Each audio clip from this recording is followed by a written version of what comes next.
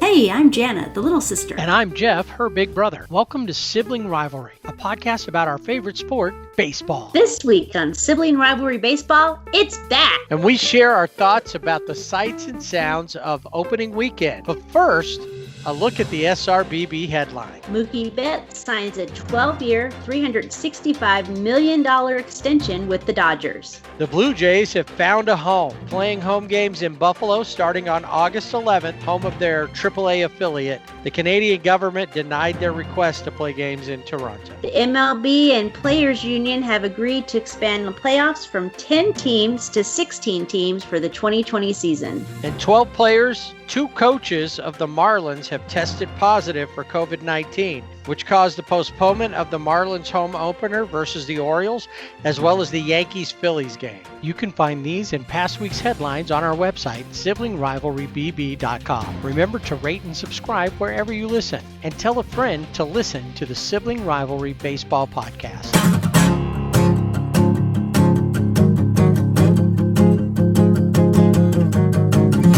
It is indeed back. I was a little worried about this, but things have come together. Although, based on some recent news, it seems like things might be starting to fall apart, but we're not there yet. So let's just focus on the opening weekend of baseball and some of our first impressions on what we saw in Pandemic Ball 2020. ESPN announcers are still terrible. They are. And you know what? The first thing I thought about, in fact, it was probably the very first thing I wrote down when watching the Nationals-Yankees game, was that baseball needs to do whatever they can to secure A-Rod's buying the Mets so that he will never be an announcer on ESPN again, ever. Now, I will say... That sounds good to me. I will say that, and it's kind of funny when you think about it, when you listen to the announcers, and they were terrible overall. And I like Matt Vasgersian, who was with him. It wasn't even just them. It was all ESPN announcers on all their games were bad. But on the Sunday night game with the Dodgers and Giants, he was A-Rod, although he's hard to listen to, was very complimentary of the Dodger organization and Dodger Stadium and all of that. And it made me, at that point, I was like, oh, okay. And it made me think, when they're talking good about your team, okay, I'm fine. Yeah, I did feel that same way. And I liked how he said he had a hard time hitting at Dodger Stadium. Dodger Stadium was not kind to him. Yes. But even Matt Vasgersian was checked out of the game because he said the only thing keeping him in the game was to see how many putouts that Mookie Betts could get in right field, which I think he had 8 or 9. 9 that I remember. And that's the last time I heard him say. And it was right around the same time that he said 8 or 9 was when he mentioned that. I remembered that line and thought about that too. Yeah. It's like, that's the only thing keeping me in this game. It's like, come on. And that's one of those things where we always talk about all the things that people don't like about baseball. And when even a guy who works for MLB, when even he says, I'm just here to see if Mookie can break, Tony Armas's record for the most putouts in a game. Right. Yeah. Well, and I think that goes to, they talked about not having the fans there. And that was one thing I noted is you're watching the game. It's nice to have baseball back, but there's no energy. Okay. But when you go to work at your own work now, okay. And maybe not you so much because when you were working, you went to a school, and maybe there's some parallel here that teachers are getting ready to go back. And in a lot of places, they're going back to online instruction. And some places that means a teacher's in front of a class all day, like a regular schedule, just online. And some are actually going to have, in-person classes. So I'm sure there's a difference between having distance learning and having the students right in front of you. There is. So that is a good parallel, because when you're online with students, sometimes a student doesn't have the video on. You don't even know if they're there. you have one student who might be participating. And so, but even Ross Stripling mentioned that, coming out from the bullpen, the fans are yelling or, hey, go get him, Ross, or whatever. And so that's gone. But I mean, I'm not going to complain because baseball's back. So, well, but I still would like to see fans. You did. Then you watched the game on Fox on Saturday, the Dodger I game, did. and there were fans there. Digital fans. That actually was really cool. The only thing I didn't like was when they did the wave, which I don't like when they do it in like real. Yeah. So I was like, don't do the wave. But it actually was really cool. And I wish that those cutouts weren't there because then it would have been even cooler. I think that probably took away. The one thing that threw me off, though, was 1 minute they'd show it and like they were showing like the outfield and you saw it full of people. And my first thought was because at the beginning of the game, they weren't doing that. And as the game went on, then they'd have the digital crowd out there. But the first time I saw it, I thought, wow, they got a lot more cutouts out there in the outfield. Then I realized it was the digital thing. But they got to find a way so that the crowd's always there. When they go to another angle, you could see it was all empty. So that to me was, and I don't know if that's a hard thing for them to do. I don't know, what the technology is to put that in place. But if they're going to do it, it needs to be that way. It needs to look like a sellout the whole game, not just certain camera angles. They got to figure out how it doesn't matter what camera it's looking at, that's superimposed out there in the stadium. The A's, they had cutouts. They have that big cutout of Tom Hanks selling hot dogs, which is just kind of, to me, was weird. But then they have like teddy bears. So is that for something? That was the one thing I got, because in one area, like one of the games, player came over to catch a ball over on the left field line, and there was a couple of teddy bears and a bunch of elephants. And the elephants I got because that's part of their logo. That's always been, the elephant's been an athletics logo since Philadelphia, since the beginning of the Athletics. That one I got. The teddy bears I didn't, but they're all over the place. What I did find funny was that one of the coaches for the Angels, I think he's the quality assurance coach, sat up in the middle of like some of the cutouts and put Angels sweatshirts or T-shirts on some of them and Angels gear. First thought was like, okay. And then somebody on one of the broadcasts said, I bet the people who paid the money for those are probably mad because they're covered up by Angels gear. Oh, but there was something that, of all the places, and we'll talk more about the Angels and A series in a bit. But that was the one thing of all of the stadiums with the cutouts. The A stadium just looked messy. Well, they had homemade signs that were strange. I guess it was to be more homey or more I saw realistic. That and I thought about that, but it reminded me of elementary school. It's an old stadium. They are the cheapest team in the league. I was like watching that and I thought, okay, that's just not. Now I did like they would have, like there was a cutout of Raleigh Fingers. There was a cutout of Ron Darling and some of the different A's players. I saw one where they had some older players and I didn't identify them right away, like 20s, 30s era Athletics. So they had like a cutout with three of them together. They had some of those. Those were kind of cool, but there's just something about that stadium. And then when they looked in the dugout, when you looked at other places, if they had something on the bench about where to be, and I noticed too, like the Dodgers, they had gaps and then they had towels for each player that had their number on it. And those were set in the places where they could sit. The A's in their dugout, which is an old cruddy dugout, somebody just took red tape and X'd out areas. Don't sit here. It's like the makeshift marking to let you know there was a reason not to sit there. It just looked bad. And it just looked junky and messy. Well, I will say with the cutout, one thing that was cool, like they say it happened because a guy almost lost his head, was at Dodger Stadium when Will Smith hit that home run. Saw on Twitter too that the guy said, "Do I get something?" And Will Smith responded, told him, "Hey, DM me and I'll hook you up." Yeah. But I'd say that's what I thought the cool thing about having it was some places, not everybody's doing this with those, but that if the ball hits your cutout, you get the ball. Which Yeah. I thought that's the reason to do it if you're going to do it. Honestly, after watching the first 2 days, Thursday opening day games, where you got to see both sides of it. The Nationals Park, they didn't have any cutouts. They chose not to.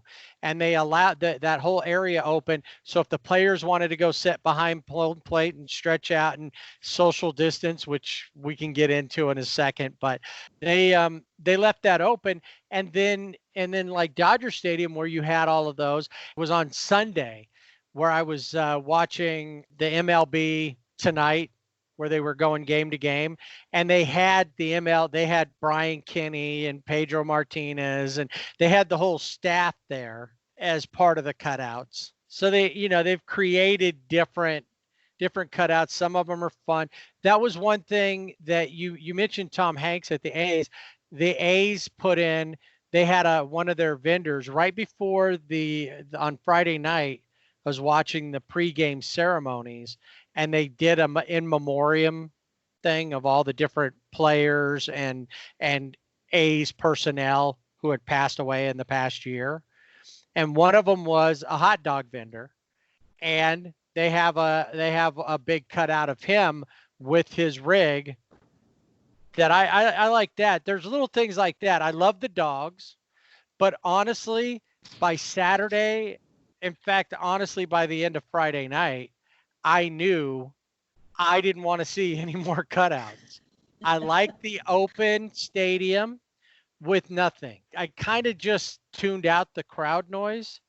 And I know the Dodgers, they had it so loud that the Dodger players said, "No, you got to turn it down. It's too loud." And so some of that I didn't really even think of. I'd like to hear more of the sounds, like in Pittsburgh, where pitcher Derek Holland got thrown out of the game.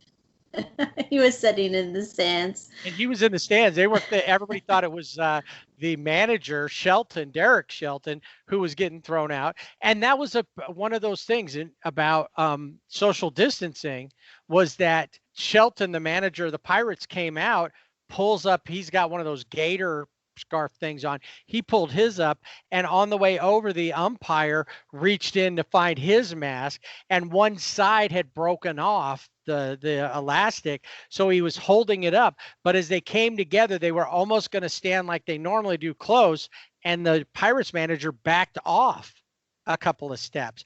And at that point, I'm like, all right, you guys are on it. And you know what? I don't really care if, because we were talking about, obviously, with all the news about the Marlins, you saw it, I saw it. There was a lot of not social distancing going on. Well, I was thinking about mound visits, because we had talked about previously in an episode when we were talking about, okay, these are all the things that have to happen, and how were they going to do 6 feet mound visits? And we saw that they did not do 6 feet mound visits. They were all right there. Now, I mean, they had their gloves up over their face, but they normally have their gloves up over their face. So I don't know if that is something they need to work on. Or well, I saw very few players. There were a few that wore masks continually. You'd see them. They were up to bat with a mask on. There weren't many. What's his name? Pablo Sandoval. He always had a mask on, but most of the time it was pulled down around his chin. We did see him pull it up a couple of times. There were some times, I know that Matt Olson, after all the Marlins stuff was announced, said, "I'm going to keep a mask with me so if somebody gets to first base." But we saw high fives. We saw all the things they said they weren't going to do. They said, "Don't throw the ball around." And there were times where there was a strikeout and they just threw it back to the pitcher. And then there were times that they threw it around. It was inconsistent.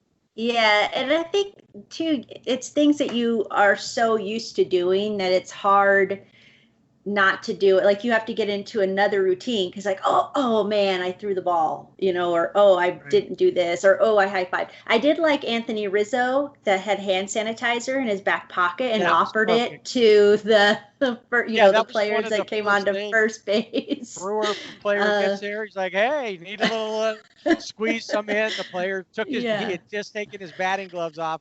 Yep, I'm good. Yeah, I did like that. And leave it to Anthony Rizzo. He is one of my favorite ball players. He's always fun to watch. He's gonna be a free agent, just as Albert Pujols' contract with the Angels expires. He'd be a good Angel. And I would love to see him. And he could reunite with Joe Maddon. Exactly. We could get him there. I mean, I like the Cubs. I'm fine with the Cubs. He's one of those. There's always a player that you can kind of like. I really don't like any of the Giants, but I did like Dubon, the new kid, the first Honduran to ever play in the major leagues. And I think it's because he's young and because he's like those players where they're smiling, they're happy to be there, and he's just excited, like he's living the dream. Yeah, and he'll play wherever. I had heard I think he was groomed for center field, or they were putting him in center field, and that's where he was expected to play. But then he played, I think the first game he played second base and shortstop. He's kind of game for anything, but yeah, he always is smiling, and he just has a look of wonder on his face. Like, yeah, I can't believe I'm here kind of thing, which is cool. So yeah, if I had to pick one player from each team and I had to pick a Giant, I would agree with you on that one. Yeah, the only team that I'm not picking anybody from is the Asterix. Yeah, we don't have to pick anyone from there. A couple other things that I noticed with the games on opening day, on the Thursday or Friday games, they're trying to do all the announcements and some of the in-game stuff that they would normally do. On that first game, it was they were showing the players as they're being introduced. It seemed kind of awkward. They were like, what do we do? You're not waving to the crowd or tipping your hat to the crowd. I think at one point the Dodgers were kind of pointing towards the outfield, and I never caught what was going on with that. I'm glad that part of it's over so that they could just go in, start the game. I don't think that they really need to have all those extra things. I think the players appreciate what they're missing more than before, but going back to it, that you don't realize how much you let the crowd pump you up and motivate you, but it's your job. That's true. We don't all have somebody cheering for us. Most people don't. There's not a crowd. When you walk into your office job, whatever it is, or wherever you work, do you ever see stands set up on the highway for the road workers, guys out there digging holes, working in the hot? There's not people out there cheering them on. Dig that hole, change that pipe. No, they're not. No, they're probably getting yelled at. They're mad because they're like umpires. Fix that pothole. Open these lanes. That's right. I will say the DH, we talked about the DH being, of course, in the AL, but now in the NL. And I was like, no, that's the distinction. But I can handle it this year. I think it might be a possibility. And if it means that Justin Turner can stay with the Dodgers, then yeah, I'm all for it. But it didn't bother me as much. It did bother me on certain players who were the DH. And we'll talk about that in the Dodger segment. All right, one last thought, and we'll do just that. Actually, two last thoughts, and we'll do that. Number one, was it wrong when ESPN was talking to Rob Manfred, who was at the game, who was there at the Nationals Park, and it got rained out? It became an official game because they had played over the 5-inning mark. While they're interviewing him, behind him, there's nothing but the sky is just lit up with lightning. And all I could think of was, strike Manfred. Is it wrong that I was waiting for the lightning to hit Rob Manfred? I don't think so, because I think there were a lot of fans and maybe even some other people closer to MLB that might have been thinking the same thing.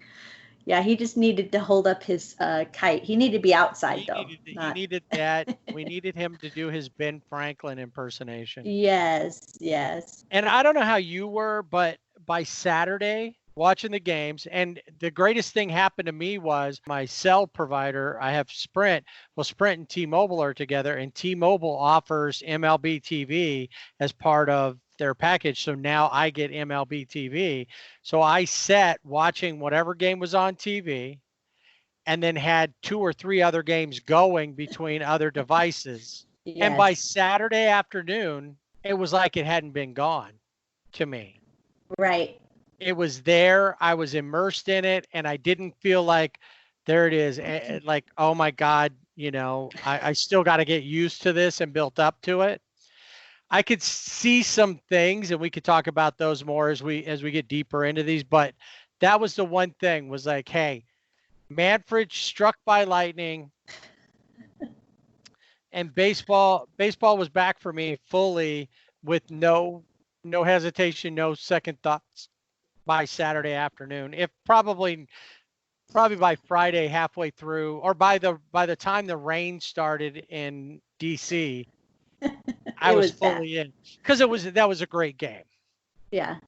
And I will say, going back to that game, we do have to mention Dr. Fauci. He cannot get away from his opening pitch. He took some lessons from 50 Cent, I understand, and he did really well because he obviously learned. Yes. Well, I saw a thing the other day that said that people were missing what happened there was that Dr. Fauci's job is to keep people away from the virus, and that being his job, he also kept the ball away from the catcher. So it's just his job. I don't know. He's 77 years old. He was very excited. I saw him asked about it in different things, and you could see what happened. He needed Benny the Jet Rodriguez to tell him where to release it. Like, it's like throwing a paper, because he held it too long, and as he came down, which should have been the follow through, that's when he let go too late. Right. And I can imagine if I were ever to throw out a first pitch at Dodger Stadium, I might have the same outcome. I'd practice a lot, though. It would be cool to see. It would be. It's time for Dodger baseball. So for Dodger fans, we got early opening day. Everybody else had to wait till Friday. The Dodgers and the Giants started things out on Thursday night, and from the Dodger perspective, it was a good game. It was awesome. Yeah, I mean, they were playing in all these games. They're playing this Jack in the Box commercial, and there's one that just, I love it every time I see it. And this was the deal. The Dodgers on Thursday came out being the best, and as they say in the commercial, it's about to get bester, baby. And really, on Thursday and Friday, that was it. They were bester than the best. Yeah, then they got worster. Worster. I mean, Saturday wasn't too bad. Sunday was ridiculous. But first game, great game. Kike Hernandez and his mustache were the players of the game. Definitely. I told you the other day, and I still think this. Kike, great player. The stash is a Hall of Famer. It really is. Yeah, I mean, he went 4 for 5. He had a 2-run home run. He had 5 RBIs. He's the only other second baseman with 5 or more RBIs on opening day. Joe Morgan did that in 1978 with the Cincinnati Reds. So that is good company to keep. Yeah. Absolutely. That's Hall of Fame company right there. The person who was not enjoying Kike's, now he wouldn't say it, but the guy who was not enjoying Kike's performance on Friday, Gavin Lux. Definitely. Yes. He was sent to the kiddie pool and is there for a while, I think, with his display. Not only his display, but Kike's display probably did more to keep Gavin in the kiddie pool than it did. Kike was going to be there anyway, but now he's in a position where he's going to be there unless the wheels come off his bus. And obviously a lot of things can happen, because on Thursday just before game time, the Dodger world kind of got shook up a little bit when it was announced that Clayton Kershaw was going on the IL. For the second year in a row, he's missed opening day due to back issues. And I did realize when I was watching the game, and he had a ton of commercials, Clayton Kershaw. So one is the Skechers commercial, and I thought Clayton Kershaw is officially old. He has the Skechers footwear commercial where you've got like John Elway in previous, other guys that are retired. Right, they're retired. Well, even in my house, we're much older than Clayton. Ooh, those look comfortable. Got that? Oh, we're like the the commercial with the folks who they bought their first house, so they're more like their parents. That was like the feeling was like, ooh, these are comfort issues, and comfort's more important than looking good. That's right. And then Planet Head was watching the game with me. He said he's now an official baseball widow, but I think he's more a widower. I think he's a widow. I think there's something he's not telling you. And I said Clayton Kershaw's out, with the back injury. He's supposed to start. Well, then the Hankook tire commercial came on, and he said that's why his back is out, because he was driving all those cars and jumping over things in the Jeep. Yeah, the way that he lands in the Jeep, he's like. But the one that I thought was probably closer, I think, was the Skechers commercial when he's in the suit of armor. Yes. And I'm sure he's not the one in the suit of armor when it falls over and he's laying on the ground. But still, that's a lot of pressure on those areas. And who got him in the weight room? What was he lifting in the weight room that he hurt his back? Was there not a strength and conditioning coach in there to tell him that was wrong form? He snuck in when he wasn't supposed to, I guess, in his Skechers. And that's the problem. Yeah, he was wearing his Skechers. Charlie wasn't there to spot him. No, that's probably the problem. But while Clayton Kershaw's on the IL, someone who was going to be in the kiddie pool went right to the deep end, and that's Dustin May, and he looked really good in that first game. He did, and he became the first rookie to start for the Dodgers since 1981, which was another weird season because we had the mid-season strike in 1981. The only difference between these two pitchers, these two rookie pitchers, is Dustin May didn't get the win, but Fernando Valenzuela did get the win back in 1981 and carried that team to an eventual world championship. Yeah, and during that first game, Dustin May, he pitched 4.1 innings. He had 7 hits. There was 1 earned run, but he had 4 strikeouts. So overall, it was a good showing, especially for someone who was told, okay, you're going to the kiddie pool, and now you're back in it. And now you're starting. Yeah, on opening day, which has got to be a little nerve-wracking, I would think.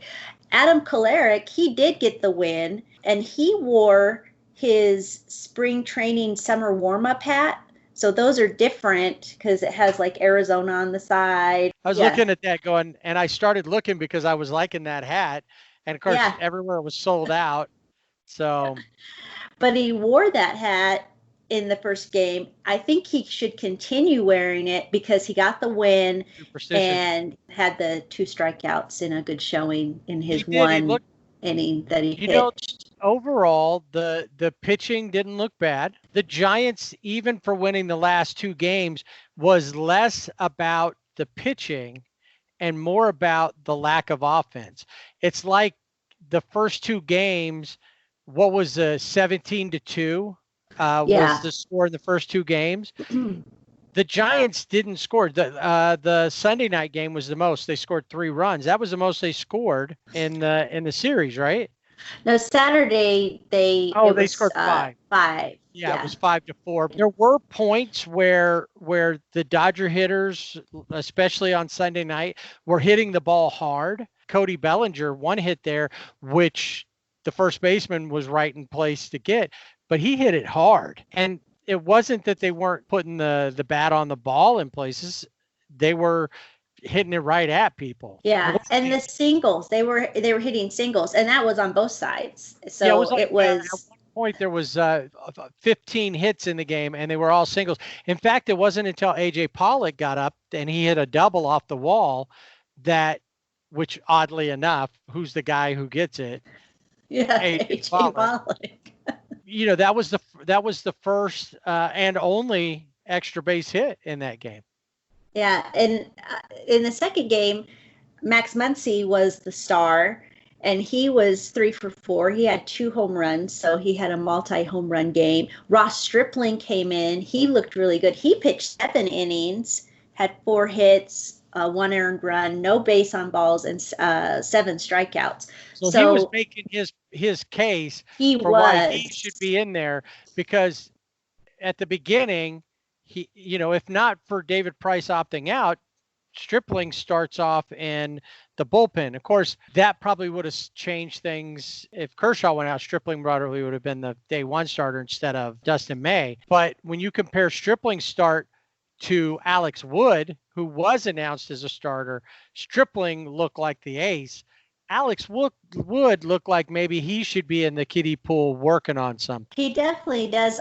I like Alex Wood. I want to root for him. I really do. And I thought coming back to the Dodgers, it would reinvigorate him. I know he had a rough time last season. He had back issues with Cincinnati and was on the IL for a long time. But he was the same old guy that we had seen before. And that when he did get traded to the Reds, it wasn't that big of a deal. Now we have him back, and it's like, okay, why do we have him back? Right, because there were moments back when he was with the Dodgers where you saw him and said, great. But when they traded him, I didn't think anything of it. Yeah, Alex Wood was lasted 3 innings, and over those 3 innings, there were 3 hits, 3 runs, 3 walks, 4 strikeouts. Not a good line at all. No, so he does need to probably go back to the kiddie pool. And here's the problem that we know. We heard it, if you watched any game, probably was mentioned in almost every game and definitely on the highlight shows. This is a sprint,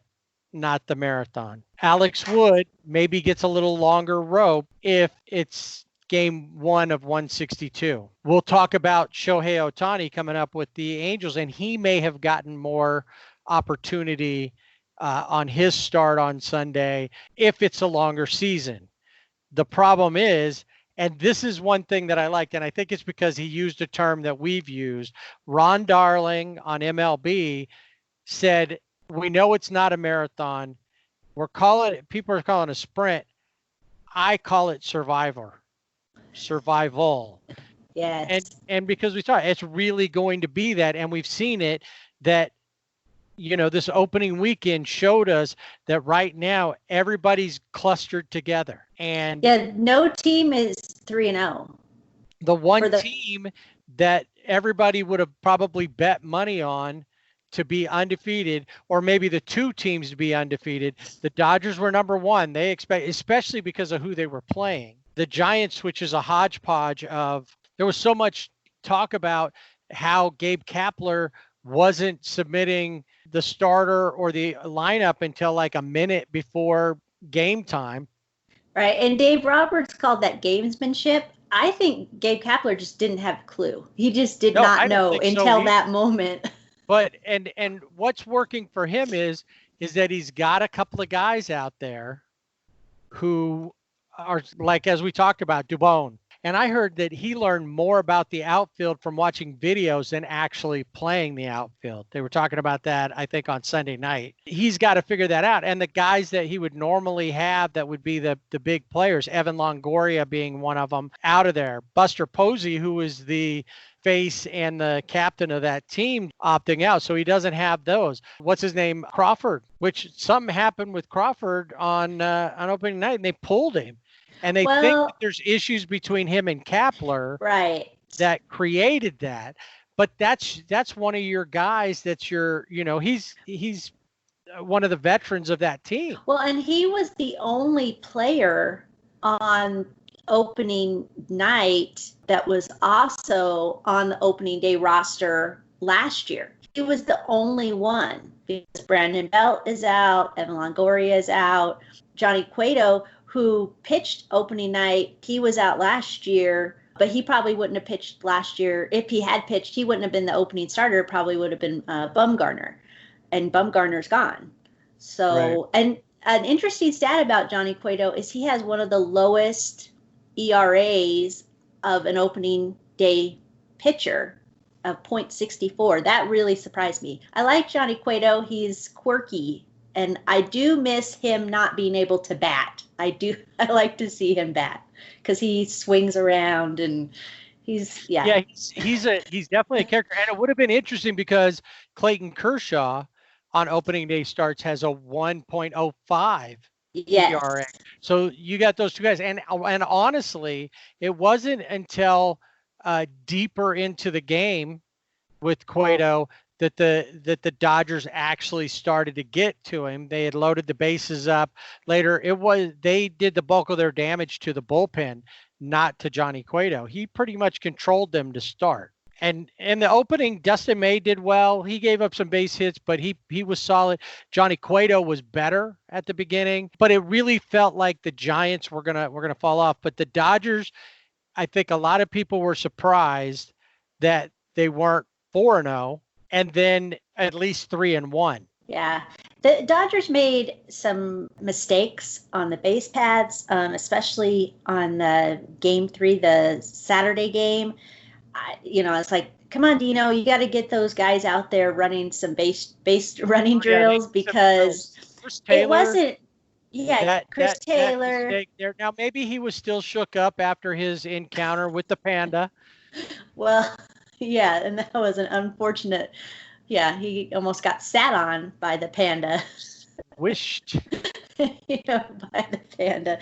Yeah, so Chris Taylor, Austin Barnes, which, you look at Dodger Twitter, it's like, Austin Barnes, he doesn't need to be in there. But he's a good catcher, and I like him. Like I said, he's the cuz. So, but he made a base running error. Justin Turner made a base running error. Corey Seager made base running errors. Yep.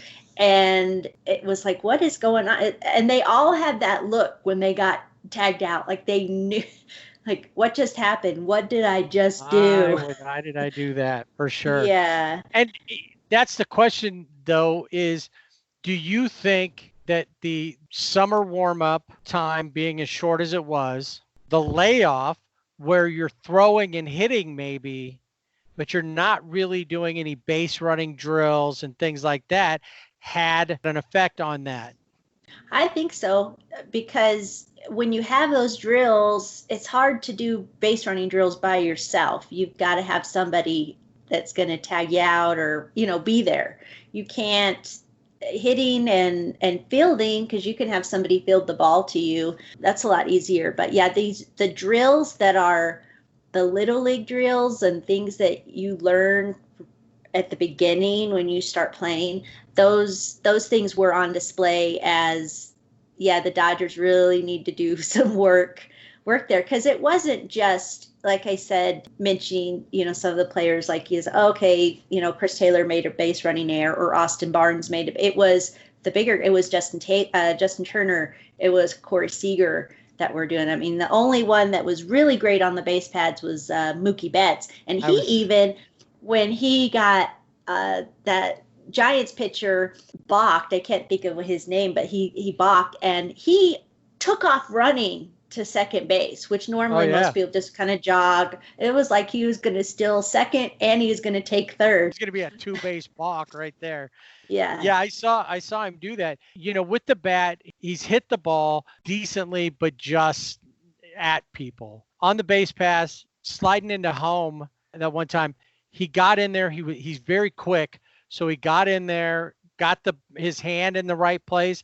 I saw guys throughout the weekend on different games. Like there was one, and I don't remember the guy from Atlanta, but the Braves, he's sliding into third, but the way that he slid, his feet and his legs were way out behind the bag. And then so he was going to be able to get it with his hand. He beat the ball there, but because of the way he slid, had he put his foot there and stopped him there, he would have been safe, but they got him because of that. The way that Mookie did it, he made sure his hand was in the right spot, and he got there. There was a lot of bad tags. The Dodgers had a couple. What was it with Kike? Right. The ball came, had he swept back like they're trained to do, and I've seen him do before, runners out. But instead, he picked it up and then tried to put it down again. Right. And he didn't do those basics. And so I think that we'll see across the board, but definitely saw in this opening weekend with the Dodgers that there are some things that they need to work on. They're a great team, but you saw, like you said, Mookie Betts, he was hitting, but he was hitting right to people, and he's hitting hard. Bellinger, same thing. He was hitting, and he had a couple of good hits, but then it would be hard hit, and then he'd get out. Two weird things. Well, one funny thing, and then that weird thing. I've heard Jock Peterson, use profanity before, but everybody heard it. So much so that Carl Ravage called it out. Yeah. About the fact that I heard it. I didn't think anything of it. And had I been doing it, I wouldn't have called any attention to it. Yeah. Yeah. He said an expletive, which was kind of funny the way he described it. Favorite buzzword. Yes. He grounded out. So Jocelyn grounded out in the 6th inning, was very upset. Now I've heard him say it before. I've heard it in the dugout, and I just know that's just him. And the random helium balloon that drifted into Dodger Stadium was so odd. It was so weird. Later, I heard that, I don't know if somebody called into 570 and said, yeah, that was my balloon. I don't know if I believe him. It seems kind of strange, but I know that sometimes, people will put it, because it was like a birthday balloon, had candles on it. I think people, release balloons, especially loved ones who have passed away, and they're wishing them happy birthday. And maybe that's what happened. Or Dustin May. To the north, maybe that could have been it. By the way, for those who don't know what 570 is, AM 570 is a local radio station, and it's the Dodgers station. Yes. So. You should mention that. Well, it also, having that balloon come into Dodger Stadium seemed perfect, because what stops games, at least, more than once during Dodger games, is the dreaded beach ball. So the beach ball couldn't be there, but a helium balloon could make its way in. So maybe they were in cahoots, the beach ball and the balloon. I can do it. The spirit of baseball. That's right. That's right. I will say, on the DH for the Dodgers, we knew that Justin Turner would be a DH, Matt Beatty, which we didn't see, Chris Taylor, Max Muncy, they were all going to take a turn. And then you have AJ Pollock in there. And he was he was the DH, and I just didn't get that, because Pollock is Pollock, and he hasn't changed, and he's the same guy. And and then he got the double, and it's like, yeah, we're gonna get a rally, because when he comes up to bat, I'm always like, all right, it's an out. But he got the double, and you would have thought, look, I got a double, bring me in. It was opposite. Maybe they didn't want to bring him in. Because how many times have they had start something, he comes up, gets out, and then they continue the rally without him. So once he got on, it was an opposite. I think it was the opposite effect there, yeah, which is unfortunate. But I will say something really good for the Pollock family is that their daughter, Maddie, was able to come home from the hospital after being in the hospital for 128 days. So congratulations to the Pollock family and her continued growth, because she's really cute. But her dad shouldn't be a DH. And, the Dodgers, speaking of the base pads, and this is something that has plagued them throughout their runs, other seasons, but just in these games, these 4 games, they left 42 base runners. Wow. That's a lot. It's a lot. And when you're only playing 60 games, you can't do that in a series. It's not going to work. No, not at all. And so the Dodgers are 2-2 after that series, after opening day. And I have seen where people are like, you know what? It's okay because 2018, and we were at opening day 2018, Giants beat them 1-0. Totally different Giants team. They didn't have a good opening start that season and kind of were in the same spot. So maybe they have Mookie from the Red Sox. The Red Sox went to beat, it's like 10 degrees of separation. Mookie, they won the World Series. Now Mookie's on the Dodgers. Maybe it could be a good omen for the Dodgers to not have come out 4-0 or 3-1. I agree on one side of it. You hear a lot of people saying, now that their start was not what we thought, and you got to get off strong. And this is across the board, every team. But what we're seeing is everybody's got a loss, at least one, some with 2. I think we're going to have to look at this and not get too crazy about. I know it's 60 games, but like Ron Darling said, it's about survival. It's less about sprinting it out and more about, okay, now we know what's happened. How do we adjust to the things that are wrong? How do we fix this? How do we do this? Is this player are they slumping? Okay, we don't have time for them to slump. Send them to the kiddie pool or limit their time on the field because you can't keep sending them up to bat if they're not doing anything. Right. Yeah. And I think this weekend, like you said, for all of the teams was really almost like auditions in a way. I mean, there are going to be certain players that will always be on the roster, but there are also those auditions, the Giants especially, because they're going to have to make, cuts, and those guys know it. And so who's going to stay? And so for teams like the Giants, it was kind of, I think, like an audition.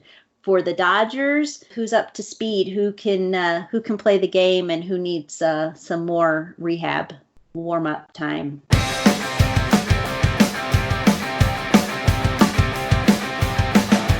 Well, for the second year in a row, the Angels started the season in Oakland. And I've already talked about just how run down and shoddy that stadium is. The one thing that the A's do have that I didn't think about was that now they have more space to spread people out because the Raiders aren't there anymore. So the Raiders locker room and the opposing football team's locker rooms are open so they could spread people out. Now, whether they're doing that or not, I don't know. But I will say this, I'm not an A's fan, but I do like the A's better than I like the Giants. And I like the A's better than I like the Astros for sure. If any team deserves a new stadium and to have the support of the city they're in, the A's are that team. They've brought championships there. They play through with no money and make things work and win nearly 100 games a lot of seasons. So they deserve that. They deserve a new stadium. And just looking at it, and I think if there's people there, you look at it differently. But because there's no people, you focus more on things that just are so antiquated and old. And that's the one thing. And when you look at that, you don't expect the A's to be as good as they are. True. Yeah. It's very A's, outdated. And the first night, I'll tell you, Friday night, baseball Twitter is in mid-season forms for all teams. Every little thing that somebody does wrong, even for the teams that were doing things right, somebody had an issue with it. But I don't know how many times that I saw on Twitter or heard from other folks, it's time for Albert Pujols to retire.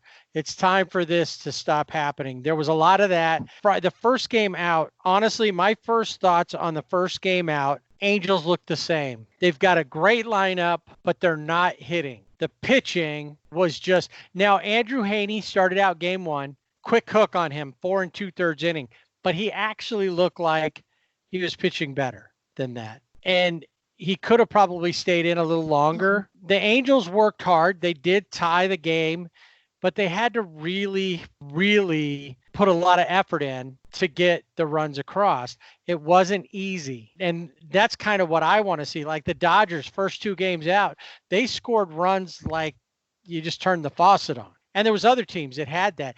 We saw some games over the weekend. The Braves just beat the daylights out of them, and the Twins over the White Sox on Sunday.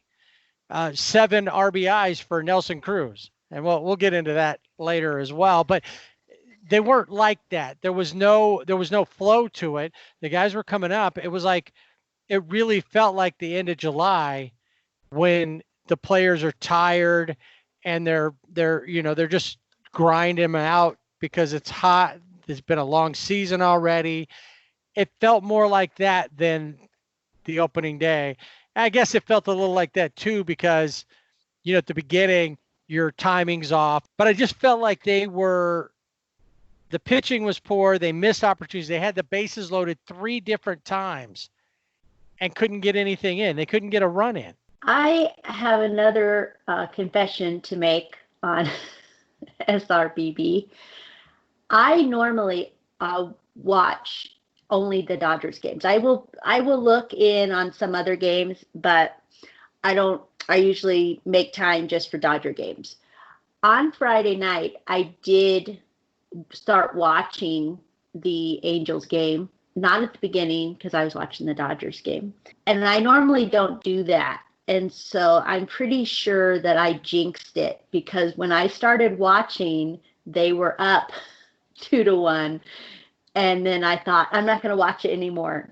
I can't watch this, because then it was tied, and I kind of wanted to see what the extra innings would look like. And I really quickly turned it back on, and then I turned it off again. So I'm sorry to Angels Nation that the Angels lost that first game on account of me, because I jinxed it. Because I will watch the highlights of games, because I really lots of times have time for one game, and that's the Dodgers. Sorry. I did blame you. And I knew you would. Well, what's interesting is that Blanca blamed herself, because right towards the end of the game, before Matt Olson came to bat, she said, okay, because we were watching in our front room, she was ready to move to the back. And our older dog, she gets to a point where, it's not, why are we still out here? It's time to go to the back. So she got up and did all that stuff. And the minute she left, Matt Olson cranks one out and it's over. Now, we do have the answer to the trivia question. Who was the first player and the first game and first player to have the runner on second base in an actual game? And that answer is Shohei Ohtani on second base to start the game.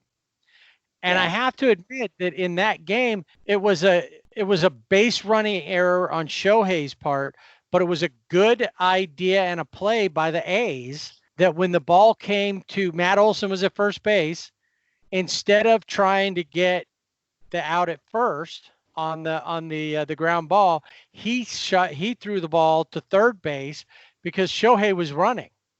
Right. And they got him in a rundown. It could have gone sideways. And honestly, based on how things went, we probably would have got a run had Shohei stayed on there, because we did get another base hit after that. And Shohei's pretty fast.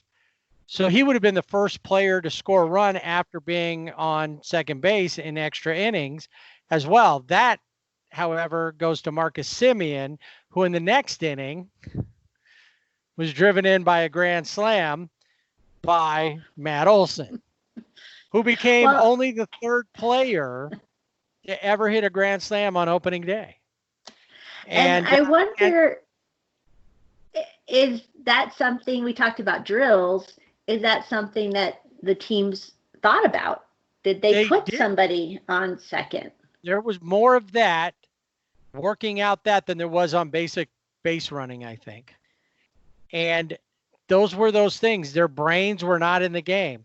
Now, a lot of people want to blame it on the crowd, but if you're a professional, it doesn't matter whether you're playing. The one thing that A-Rod was correct about in my mind, I mean, he's correct about a few things, but the one thing that he was saying that I was listening to, and he brought it up in a couple of the games he did, was that you have to go back when you're a player, you have to go back to, from professionally, probably back to single A, to when you're playing in front of almost no crowds, or, or very few people, or even high school where you just have limited number of people there. Right. And so they're used to it, but I'm sorry, you're a pro, go out and play ball. It doesn't matter. You've had all this time playing in your stadiums without anybody there doing intra-squad games and stuff like that. You know what it's going to be like. To me, it seems like you can focus more on the game. And that was not what was happening, at least from what I saw with the Angels. And I felt like on that first game, I thought, man, we're in mid-season form. We're right back to where we dropped off. And I kept looking when they showed the dugout. I kept looking to see that Brad Ausmus was back in the dugout and Joe Maddon's out in his van somewhere, because it didn't feel like anything new. Well, and I saw too on the baseball Twitter that some angry, he's just like Madden's managing like Scioscia, which I thought more like, okay, but Mike Scioscia was a good manager, but I'm not. But yeah, it was the same thing. You're not seeing anything new, like this infusion of new ideas or new ways to play or to do things. So yeah, that's when the world is falling. The sky is falling. Friday night, the world is over. Let's fast forward to Saturday. I didn't watch the game on Saturday. Okay, well, let me tell you that some things changed. And here's the one thing, pitching wise, the relievers were not good. Noe Ramirez has become the Yimi Garcia when we talk about Dodgers, and that Noe Ramirez was just so bad. And the kid that came in, Hobie Milner, who gave up the grand slam, he pitched in AAA last year. So I'm not going to give him too much, but the pitching staff I have, especially the bullpen, I have real issues with. The lineup, which should be a little better than it was, I'm reserving judgment through the weekend. In my head, I'm saying until Anthony Rendon comes back and we get him in there and we start getting a real good flow of things, I can't judge this. Go to Saturday, even Sunday, the bats pick up a little bit, better games, but better was Dylan Bundy, who had a tough year with the Orioles last year, comes in, pitches fantastically, to the point that Bob Melvin, the A's coach, said he kept us off balance. He was very complimentary about Dylan Bundy.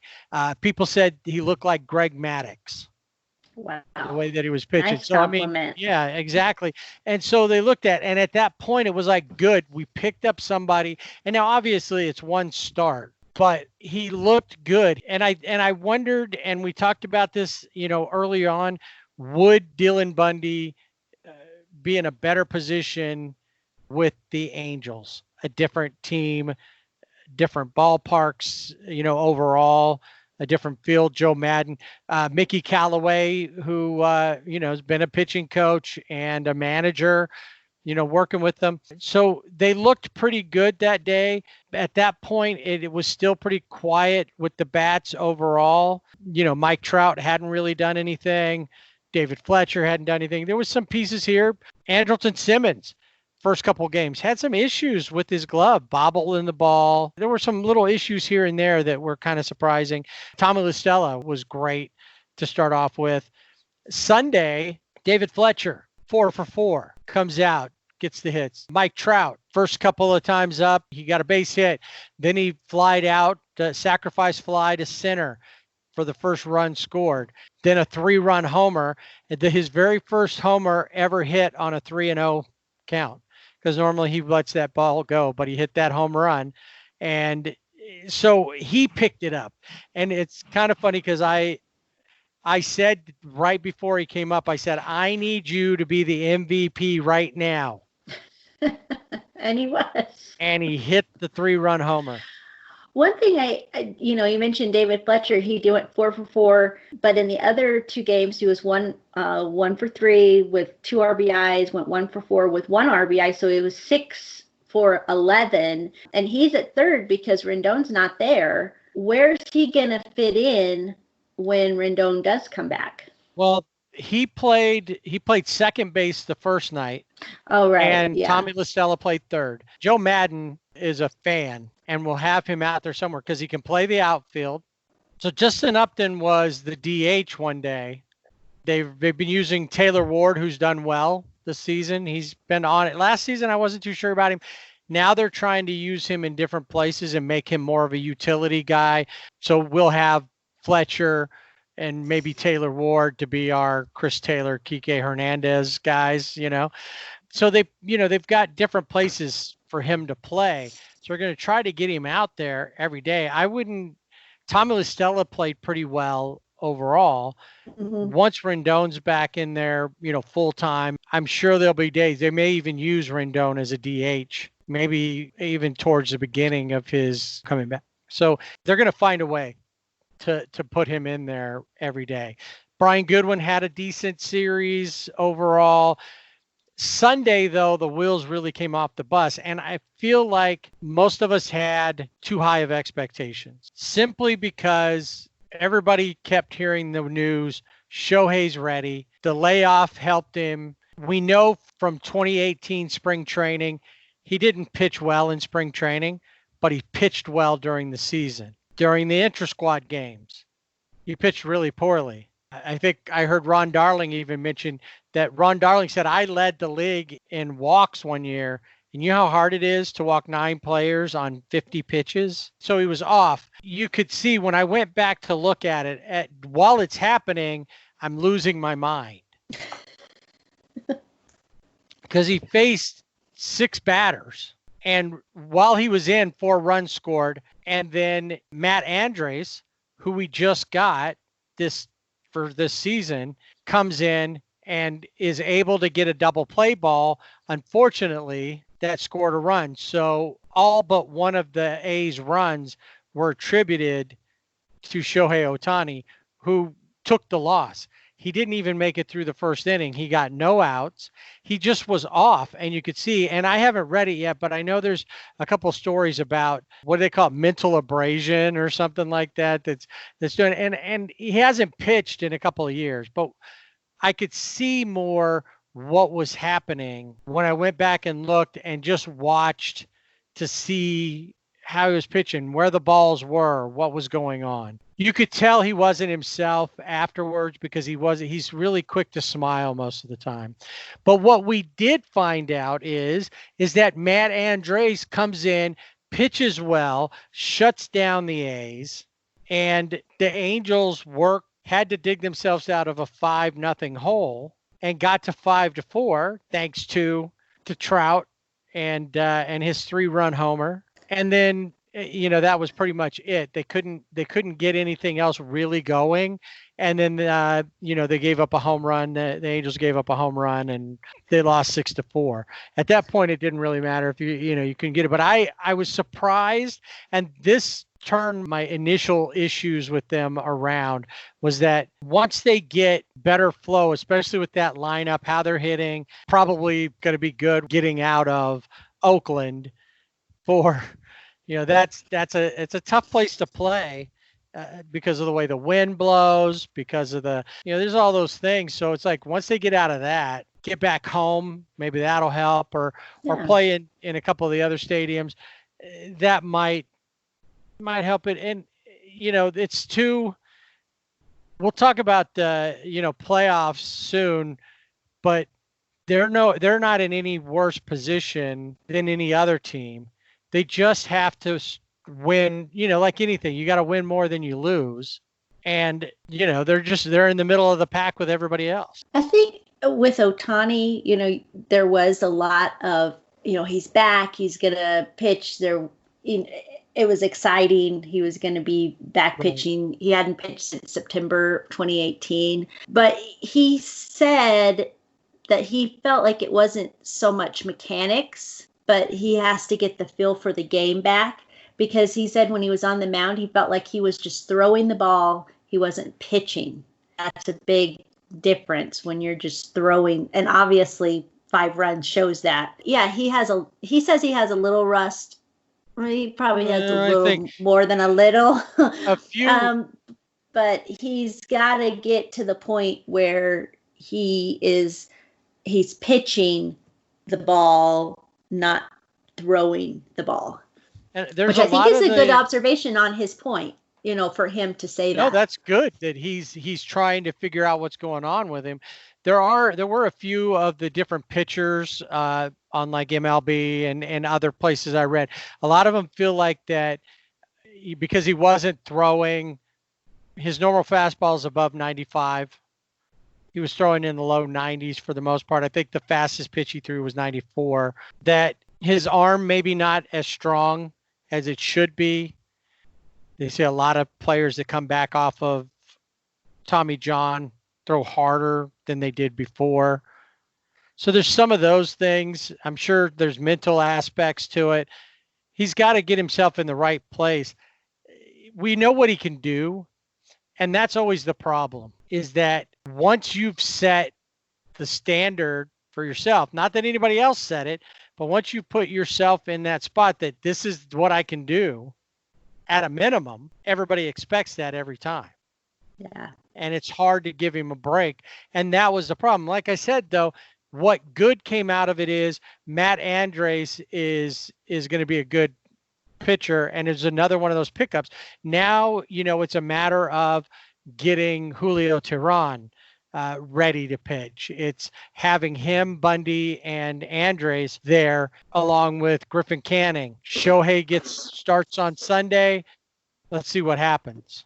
How it works out. And if it happens again, maybe you got to look at putting him on as the DH and letting him continue to rehab, continue to work that and build up that arm. Angels just have to realize that this first few games, okay, work out your kinks, but you don't have much time after that. I think too, for the Angels, what's going to be helpful, because I'm a big Joe Madden fan, but I think it's going to be really helpful for those guys to have him as their manager at this point, especially during this odd season where it is 60 games. And also, for a pitcher like Ohtani, you talked about the mental adhesions. I think that was a Joe Madden phrase.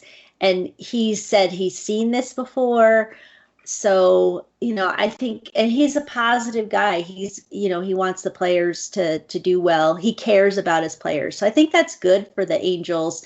And yeah, the first outing against the A's wasn't great but there were bright spots, and that is better. It's better I didn't that see any bright spots. Yes, you did. You saw David Fletcher. Oh, I thought you meant with Shohei. No, there were no bright spots. Overall. Yeah. Because if everything was bad, then everything was darkness. But there were bright spots. I didn't, and honestly, I think that probably us doing this, the podcast, helps. But I have had times where I'm watching a game, and I know you've done this. It gets to a point where you're like, I can't even watch this anymore. And you turn it off and you go stomp around the house for a little while. And then you think about it. You go, am I going to turn it back on? No. And then you're mad for a bit. Then you try watching it. And if they're winning, you're like, yay, I'm back in it, until they start losing again. Or if they're still losing, you go, fine, screw you guys. I'm not watching today. Well, Sunday night's game. And I stayed right in there right till the end, because that's what a fan does. And if I was at the game, I would stay there. I don't leave at the 7th inning after I showed up in the 5th inning. I'm there. And the one thing was, and like I said, I went back and watched again. Shohei hasn't got what they would call a case of the yips. He hasn't lost it all. he's just not putting it all together. So we got to watch that. The other players, they're going to come together. The hitters will hit. You got guys who can do that. The guys who haven't been hitting, if they continue not to hit, that's where we have to look at it and go, it wasn't happening here. It's not happening now. It's not going to happen. And we need to look at how do we replace those guys. But, it's like Mike Trout didn't have 2 good games. Doesn't mean he's not going to still end up in the MVP conversation. Right. He's that kind of player. The guys who do will do. The guys who don't, they may have a good thing here or a good thing there. That's just how the Angels, you got to look at it. You got to look at any of those. And just like we saw with the Dodgers, they came out playing like that team that you knew they were, and they ended up playing like a team that you were like, who are these guys? These guys. Right. And I was just thinking, of another, I guess, an analogy of, if you go to IKEA and you buy the furniture and you get it out and you put it back together, but then you move, but you don't want to take it apart because you're afraid you won't be able to get it put back together. It's kind of like, so the Dodgers, the first game, that piece of furniture was all together, and the last 2 games, it was falling apart. And then Shohei Ohtani, too, he really was taken apart, and now he has to get himself put back together. So I was thinking of IKEA furniture as the analogy there. Yeah, he's not, but he's not from Sweden or wherever. He's not, but still, maybe there's a place like that in Japan. I don't know. Maybe there is. Now, so, like anything, there's a lot to go. I was ready. I was ready Friday night to have a live show so we could talk about everything, because I was just fired up. And as the weekend went, I was good. A couple things, Angels, just because what gee whiz things. Albert Pujols became only the 5th player to be on an opening day lineup for 20 straight seasons. His first 20 seasons. Wow. Not just 20 seasons total. His first 20 seasons, he joins Pete Rose, Carl Yastrzemski, Eddie Murray, and Frank Robinson as the only other company. Only four other, all, and he's going to be a Hall of Famer. So 4 other Hall of Famers, he joined that group. And then with Trout starting his 10th season, he is now eligible to be on the Hall of Fame ballot. Yeah, which we know will happen. He'll be there too. Well, when you think about it, Albert Pujols did most of the biggest part of his Hall of Fame resume is the first 10 years of his career. Mike Trout kind of fits in that as well.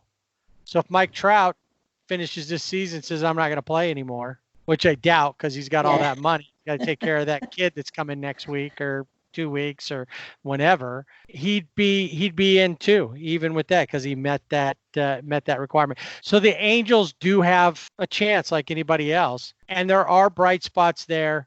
And if they can put it all together, if Joe can work his magic as the VP of stuff on this team, the Angels could be a playoff team.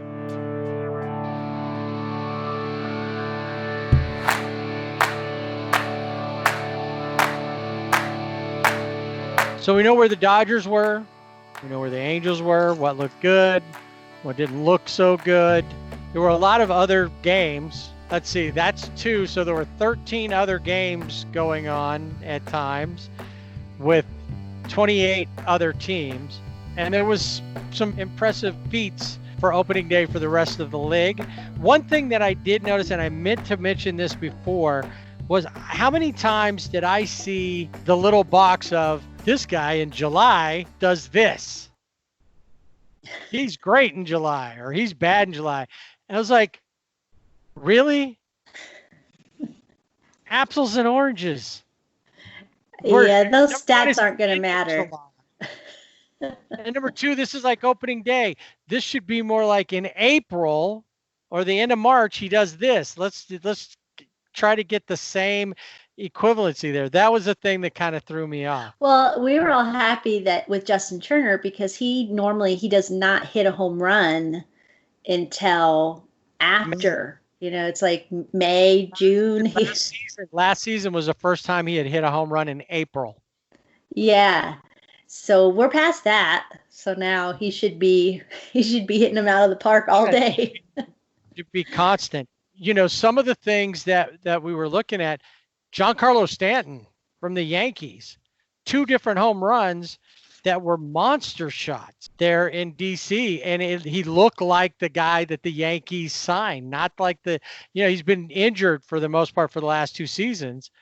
He came in there and the Yankees looked good. The Yankees, even though, and that's another team. We talked about the Dodgers. The Yankees are the other team that you would have expected to come out of opening weekend undefeated. And they lost one.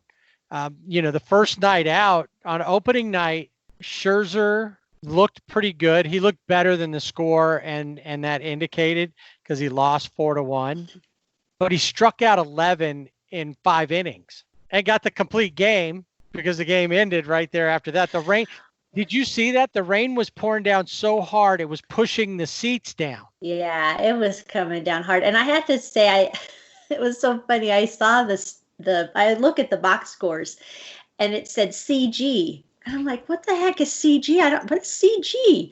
Oh, and then it dawned on me, complete game. I was like, duh, but you don't see that. And so Max Scherzer and Garrett Cole both have complete games for the 2020 season. And that might be the only time they have a complete game. I don't know. Could be. For this season. Right. They both looked really good. Garrett Cole was kind of, for me anyway, his performance was like kind of quietly excellent. I didn't take a lot of notice there wasn't any big giant pitch where you were like, oh my God, what, and I may have, and not to say that I didn't look away and miss something, but I never really got that, where with Scherzer, and Scherzer's a much more emotional guy. Yeah, he's more demonstrative than Cole. So, but those, that started out, pretty good series. The Yankees were looking good. The Nats didn't look bad, but the Nationals, they're without a lot of guys. Rendon's gone, so they don't have him. Zimmerman not playing because he opted out. Juan Soto wasn't in there this weekend. So a lot of their big names not in place, but they held and they're still in everything after the first weekend. The Yankees Nationals game, season opener on ESPN, drew an average of 4 million viewers. That's the most watched regular season game on any network since 2011. So that really tells you a lot about bringing sports back. And for us having baseball back, it's like that Bud Light commercial, I think it is, where they're singing, take me out to the couch. We'll watch racquetball. Everything racquetball, even football, baseball, racquetball. Yeah, but it's exciting to have baseball back. No, it was, and when I heard it was coming back, it was like, okay. But now that it's here and you see the plays, everything that you love about the game, all the nuances, intricacies of the game are there. And so it's good to have it back. But yeah, the one thing too about pitchers, we talked about Scherzer and Cole with their complete games. We also saw big names. Justin Verlander is out for at least a couple of weeks with the forearm strain. Corey Kluber is out with a shoulder strain. Steven Strasburg was scratched. I think he was supposed to start, and he had some nerve issues, I think, in his hand. Ken Giles had elbow issues. So Strasburg had a nerve issue. That's what I read about that too. Yeah, there was quite a few. Yeah, so, Corey Kluber, I watched them play, and I didn't realize it was only the first inning, but he was looking okay. I didn't really see, any issues. And then I went to look at a different game. I come back, they're like, oh yeah, Kluber's out. I kept seeing it, run across the bottom of the screen on what I was watching on TV. And it'd been just over a year since he pitched. He pitched like May of last year. I think so. There was that. Yeah. On the other side of it, though, you had like Shane Bieber from the Indians, who struck out 14 and joined Don Drysdale and Randy Johnson, tied them as the other, as other two players who have done that. and one off of tying Camilo Pascual of the 1960 Senators, who did 15 strikeouts, had 15 strikeouts on opening day. So there was some of that. Of course, Jose Urena, who was supposed to start for the Marlins yesterday, tests positive for COVID-19, doesn't get the start. Yeah, and that will be interesting to see too, because they went ahead and played that game. We'll see how that works out. But there's a lot of, we talked about at the beginning, the social distancing, no sunflowers, no spitting going on. And I do have to give the shout out to Bryce Harper, who best dressed opening day. Oh, yeah. And there is a picture of him on our Twitter of him showing up in his green suit with the Philly Fanatic lining on the in the jacket. And then when he was playing, when he was uniformed during the game, he had Fanatic cleats on. They were decorated up like that, white cleats with the colors. And then he always wears the headband. When he took his hat off, his headband had the eyes of the Fanatic. So he was channeling the Fanatic on opening day. Yeah, he was. And on his cleats, they were even furry. So yeah, he had the little furry. He was getting into the whole holiday spirit of opening day. You know what it kind of looked like? Remember in My Big Fat Greek Wedding? And she's got her wedding planning book. Somebody made, and it's got that wispy, feathery kind of stuff on the edges.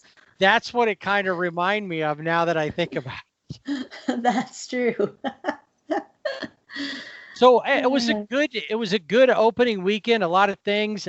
Nelson Cruz had a 7 RBI game. Right now he's got 10 RBIs over the opening weekend. So that would put him on, at that point, he was on pace for about 200 RBIs in the 60-game season. And a couple of these players, if you look at like Giancarlo Stanton, he keeps hitting home runs the way he is, he's going to probably have 60 and 60. Yeah, definitely. Way he was swinging that bat. And then we have another trivia question has been answered. First NLDH home run. You don't know? Yoenis Cespedes. Oh, yeah, of course. And he had a big game. There are DHs. There have been home runs by DHs from National League teams in interleague games. But this was the first time when the Braves and the Mets met up, the first DH in a National League game. So Cespedes is the answer to that trivia question. We know Ohtani's the first, Simeon's the first to score. And there were there were 4 or 5 extra inning games. You actually had in Tampa, the Rays and the Blue Jays, you had 2 innings starting out with players on second base. Now, what I'm worried about with that, just briefly, is that I'm starting to hear guys who are traditionalists say, I don't know. That's not that bad. I will say, I didn't even think about it when they started out. Once they got into play, I didn't think about that Shohei was just put on second. I just got into the game of what was happening. But I'm still not a fan. Yeah, that's something that can stay for the 2020 season, definitely. Some teams don't have any stolen bases. The Padres have 7 in this opening day. And the new park, Globe Field, must be a tough place to hit because the Rockies and the Rangers combined for 13 runs in 3 games at the new Globe Life Field, which is it looks odd outside and it looks odd inside. When they were just showing pictures of it at the beginning inside, it looked really nice. Now that they're playing games there, I don't want to watch. What is it? And you know what? One of the things is, and they probably did it on purpose, but the backdrop doesn't, it looks like you're back in the batting cages under the stadium, the way the backdrop, but it also looks like, remember they used to do what they called letterbox movies, and the top and the bottom they're black bars across the top and the movies in the middle. It looks like that because the upper part above the opening the netting or whatever that's there for where the fans can sit, where George Bush and Laura Bush are sitting next to Ivan Rodriguez in his catching gear. The top part of it looks like it's like a blacked out bar, and it has advertising on it. So they did that on purpose. So when the camera's in there, they've got someplace to put that. And and I know it's because it looks different than almost every other field, but even when you see other parts of the field, it looks wrong. Yeah, I'm not sure who they had as their architect on this one. Do they know what baseball is? Right. It's just something like maybe they were from Sweden. Maybe it's an IKEA stadium, and somebody put the Eichelsflaggen in the wrong or whatever. They call all those weird parts. In the right, they put the B when the C was supposed to be, and it just looks odd. Yeah. And it took a while to get any home runs there. I think Trevor Story hit a couple of home runs there. He did, yeah. Yeah. Christian Yelich, 1 for 13. I mean, his one was a home run. His Bob Uecker impersonation. Yeah, he continued to do that. He was doing that during summer warm-up. But he was continuing the Bob Uecker impersonation during opening weekend. So now we said that this was a season of what ifs, and we know that could be crazy things with the rules, the runner at second base. I don't know about you, the 3-batter minimum for pitchers. I haven't noticed it much, but there were a couple times where I thought this would have been a point where you would have pulled that guy to bring in somebody else. Yeah. But it didn't. There was only once or twice that I saw games where it seemed like it actually wasn't working because the pitcher was having a hard time and he was going to have to. The last when Gratterall came in, I felt like I blinked and he had gone through his 3. Yeah. And it was already out. With that in mind, there were a couple of things that I saw that were really cool in this what if season. Number one, on Sunday's Rays Blue Jays game, Ji-Man Choi, who is a lefty, goes to the plate to hit right-handed. Now, this is the first time he's ever hit right-handed in a game. Hits a home run. Incredible. Because when you think about it, this isn't something that you do. Switch hitting's not a big deal anymore. And I haven't seen all the details about it. I need to go back and look at it. But if your coach sends you up there, the manager sends you up and says, hey, why don't you bat righty? Because it was one of those things. It was a left-handed pitcher. But he comes in there having not hit outside of maybe a practice and hits a home run like it's nothing.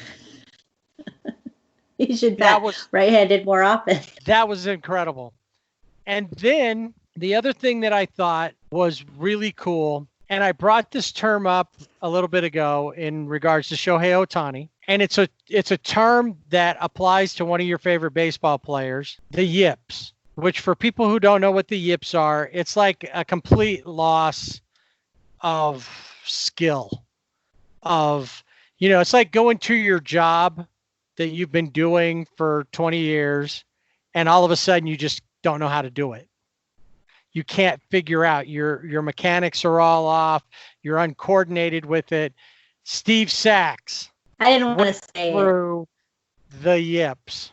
He did. Now, the cool part, and the reason I bring this up was that, and we were talking about the Colorado Rockies kind of to the side because we were talking about the new stadium in Texas, Globe Life Field. Not to be confused with Globe Life Park. Globe Life Field, the Rockies were there for the opening series. And Daniel Bard, pitcher for the Rockies, last game he pitched was in April of 2013. He was actually coaching the D-backs skills coach and like a pitching mentor last season. Able to make his way back and wins his first game in 7 years. Overcoming the yips, grinning ear to ear, and he told Bud Black, the Rockies manager, that was fun. He's recovered from that. You figure 7 years ago was the last time he pitched. He was off to coaching, and he comes in and he beats the Rangers 3-2. He gets that W. Yeah, and he threw 20 of his 25 pitches were for strikes, and he hit 98 miles per hour on 4 of his fastballs, and he's 35 years old. And he's a relief pitcher. Yeah. He only pitched like 1 1/3 innings. The last time that he got a win was May 29th of 2012. And he started for Boston, went 5 1/3, beating Justin Verlander. Yeah. So congrats to Daniel Bard. That's the feel-good story. As Rex Chapman would say on Twitter, that's the content I'm here for. That was pretty incredible. When I saw that, when you romanticize baseball, those are the things. It wasn't G-Man Choi hitting a hit, although that's very cool. It's the comeback of a guy who had lost all of his skill, and it's got to be a mental thing, it seems, only to come back to have the success in what is sure to be the strangest season ever.